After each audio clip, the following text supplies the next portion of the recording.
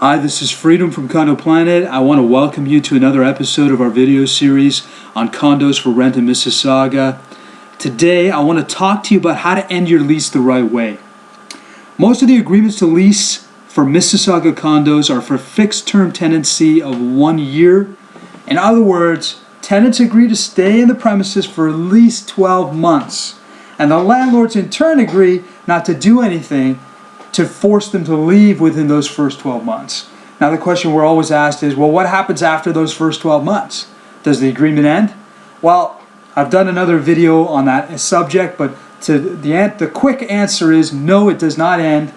It automatically turns into a month-to-month lease where you have to give 60 days notice as long as it doesn't fall before the first 12 months. Now, it's not exactly 60 days. That's where it gets a little bit technical, but if you're giving notice, let's say in the middle of the month, or let's say on October 21st as an example, you as a tenant have to pay for at least 2 rental periods. If your lease falls on the 1st of the month, you are going to pay for November 1st and December 1st. You got to pay for 2 rental periods, which means you can't leave any earlier than December 31st of the year in that example.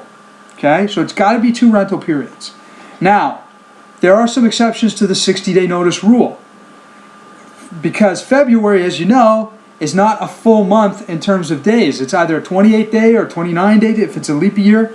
So we got to adapt to that circumstance. So according to the Residential Tenancies Act, if you're giving notice where you want to terminate your lease at the end of February or March, the rules change. If it's end of February, you can give notice by January 1st. And you're okay. Even though it's not technically 60 days, you can still leave by end of February with a January 1st notice. And if you want to leave by the end of March, you can get away with a February 1st notice. So those are the exceptions to the rule. Now, how do you give notice? Well, it's not good enough to just pick up the phone and tell your landlord. It's not good enough to just send him a text message, him or her, or send an email. You have to do it officially. There's an official form that you have to download from the Landlord and Tenant Board. It's a form called N9, and it's called Tenant's Notice to Terminate the Tenancy. Okay, so if you're giving proper notice within the 60 days, the 2 rental periods, you're good to fill out an N9, okay? However, if you have to end this lease before giving proper notice, you got to have your landlord's agreement to that.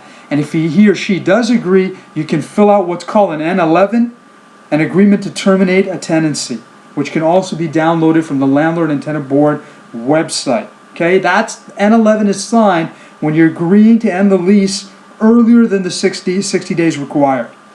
Now, if you don't give proper notice, you as a tenant are responsible for the Mississauga condo until the earlier of the following. First, the unit is rented out to another tenant. You're responsible for it until then. Or when the tenant would lawfully be allowed to leave the premises provided they gave proper notice. Okay, so you can't leave any earlier than that. That's just the rules. Now, if you have to leave, you might get your landlord to agree to an assignment.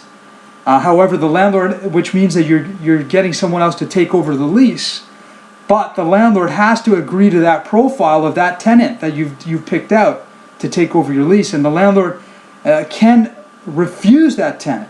Of course, it has to be reasonable on reasonable grounds, but they can do so. It's up to their discretion.